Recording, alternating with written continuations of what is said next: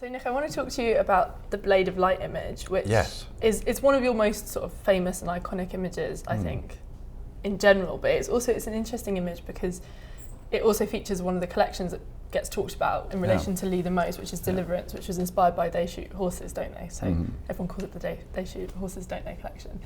And it's such a kind of arresting image because I don't think people quite know what it's about or what the idea was behind it. And you've told me the story, and I think it's probably more pragmatic than people think it is. Yes, it was one of those sort of ideas that Lee would have and come to me and say, I want to do this. And he said to me, I want to look like there's all of my people wearing all of my collection waiting at a bus queue and they're hit by a comet. So I thought, oh, okay. So that was the kind of, that was the idea of it. There's this massive force that hits into a kind of pile of unsuspecting people or a row of unsuspecting people.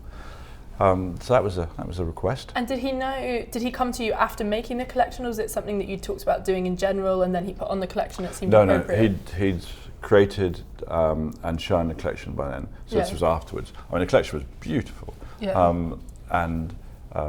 He'd worked with Michael on the collection. You often would work with a new person per collection, so a new sort of a new partner in that way. And Michael he'd worked with on this, and it was clear there was something to be done. I was dying to photograph the clothes because they're so amazing and the collection was so fantastic.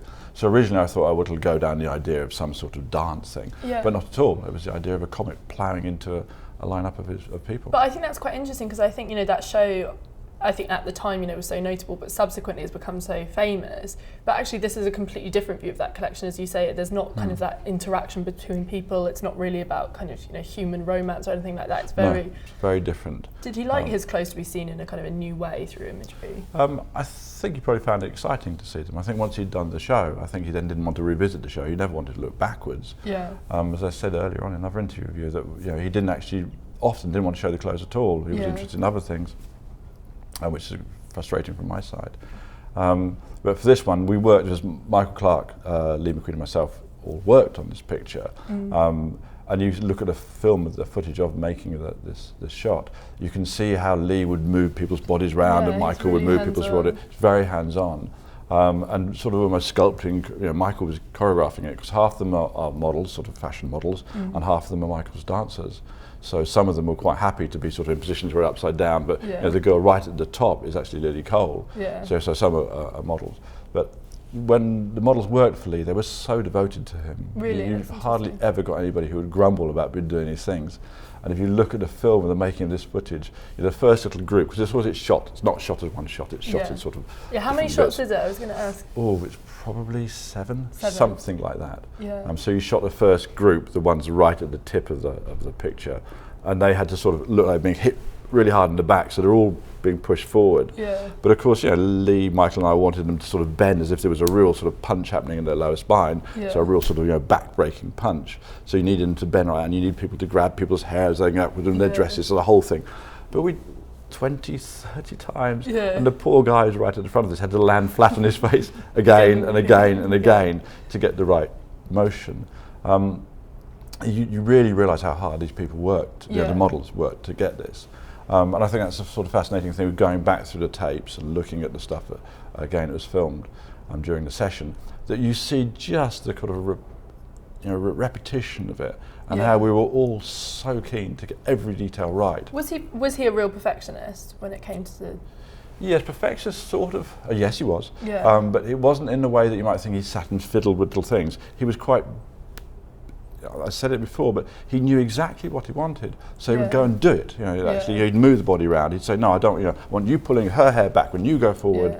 So he knew exactly what he wanted. So it wasn't perfectionism, kind of like it's not that he was meticulous. It's more that he had this really clear vision. He had a clear vision, and we would shape the people into that. Yeah. So he could see it straight away. So he wanted them to be doing that, and he wanted them to be doing exactly what he thought they should do in that circumstance.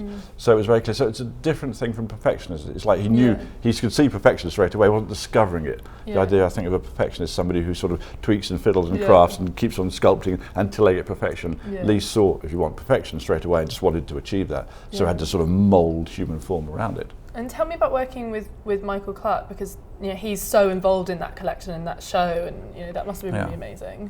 Yes, it was. I mean, Michael's somebody who I particularly love. and I photographed him over the years. And in this, it was very much that he would understand how to get people to move convincingly, how to make beauty form in those shapes. So between the three of us, there was a lots of kind of actually sort of hands-on sculpting of people's form. And it's so nice to work with somebody like Michael Clark, who knows that actually the hand should be twisted that way and then the back that way. Sees the body in a different way. Exactly, and it's the sort of beauty of dance that you see as a beauty of ballet. All that. It's very similar to fashion photography in a way. It's all about the super minute detail and the finger and elongation of the jest and all that gesture and all that sort of thing. So it was, it was a very physically hands-on shoot. But Michael's quite quiet. He's, on set. He's not a loud person to have on set. So he's kind of gently watching and sculpting and moving things. Lee's was fairly straightforward on set. Quite loud. Not loud in a sort of like all the time, but I remember I'd say very good. Lee was like, more pain. You want people to not look at pain, and then no laughing, and kind of this sort of very sort of abrupt sort of comments on how he wanted their faces to be. It must be interesting for you as the image maker though, because it's interesting to hear how you say he had this very clear vision about how he wanted it to look, down to the curves of people's back and the expressions on their face. But is that quite strange? Because would it mean that he would come to you sometimes and almost have the image in his head before you'd even made it? Yes, it was certainly he'd have the image that he had in his head. And of course I have another image in my head. And it was a way of sort of saying, okay, well I understand what you want, but let me show it to you my way. And was he quite open to that? Yeah, very open to that. It's a sort of funny thing. In a way, Lee's vision was quite dark, and I think I brought some light into that. So I made what he was trying to articulate in a way slightly more immediate in the sort of, because things that are quite dark are often not easy to understand. And if it all gets very, very dark, you sort of lose a lot of the people you're trying to get through before you actually even start to understand it. So my job is, in part, getting that message through so people see it straight away and get something straight away. And then when they read the image, the message or the thought behind it is still dark. But the presentation of it isn't alienating. There's certain steps you do when you're creating an image. The first thing you've got to do is get somebody's attention. Second thing, you've got to make them think. And the third thing is then you've got to let them finish it themselves. You don't tell everybody the whole story, because otherwise it's like a joke t-shirt. You've got it all straight away. So there are steps, and I think where Lee and I worked very well is he would have the ideas of sort of, that like the comet hitting the thing. But of course, I knew he knew how he would see it, but I actually had to get in there and show him how it should. So there's a creative relationship in that way, which was really fascinating. And tell me, what was the intention, for that image? Was it meant to be a campaign? Did he want it to be, was it just for him and you? What was the intention? I think it was just for him and I, to be honest, or him, Michael and I, and everybody around us, to be honest. So there were such great things to work on. Yes, I think it was ran in, I think it was Numero magazine in France who sort of ran it and funded it. But it was a celebration of that moment. His collections were very much like a sort of, here's a delivery of my thoughts, and then sort of to try and do something with those thoughts. So it became a sort of, to mark that moment where his thought pattern was at that time. Where all our thought patterns were at that time. They're all working reasonably, together. This is a tough question, maybe. When you look at images like that and like some of the other images you've produced for him, how much of it, when you look at it, how much do you see you and how much do you see him? It's a little tough question, because I don't see him very much, to be honest. It's odd taking photographs and making images, because they don't quite work in that way. You don't see a sort of reflection of yourself or a reflection of the people you're working with so much. Obviously there's part of his character in there, part of my character in there. We do things for certain reasons, which are all why we, our sort of psychological makeup. But I don't ever think that my pictures resemble the sitters in them, which is quite strange. That's why I never really thought myself much of a portrait artist. I've said it actually quite a lot. I said it in my first book I ever did, Skinhead. It says, this is not the truth, this is my vision of the truth.